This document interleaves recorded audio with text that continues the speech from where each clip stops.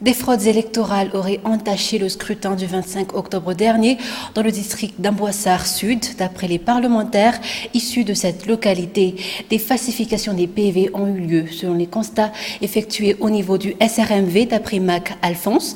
Le nombre de votants dépasse le nombre des électeurs inscrits dans 3 communes du district d'Amboissar Atim, d'après toujours les explications. Mamtine Anjembloul et Yves Rassat. Les communes d'Ebelou, d'Ifutake et de Tivour figurent parmi les communes où des fraudes électorales ont eu lieu d'après Mac Alphonse. D'après une copie des résultats de l'élection du premier tour de la présidentielle, que les représentants du district ont retiré auprès du SRMV du district d'Ambossar, des failles ont été constatées selon ses explications. En effet, pour ces 3 communes, le nombre de votants dépasse le nombre d'électeurs inscrits. Rien que pour la commune d'Ebelou, 9089 ont voté, alors que le nombre d'inscrits était de 3896. Même cas pour la commune de Tivour, où 8692 ont voté, alors qu'il n'y a eu que 4139 d'inscrits.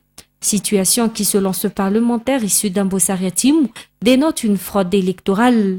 D'après ses explications, les PV ont été falsifiés à cause de l'enclavement des communes de cette localité. Il n'y a pas eu d'observateurs dépêchés sur place.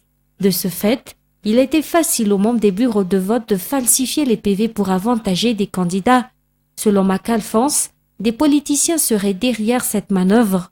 L'ouverture d'une enquête pénale s'avère plus que nécessaire selon ses explications. Les habitants du district d'Ambossar-Yatim n'ont pas caché leur inquiétude que le même scénario ne se répète au second tour, a précisé ce parlementaire. Ainsi, il interpelle les différents responsables de se pencher sur la situation. En outre, la sécurité devrait dès maintenant être révisée. Les multiples attaques survenues la veille de l'élection dans plusieurs communes dans le district d'Ambossar-Yatim ont impacté le taux de participation des électeurs.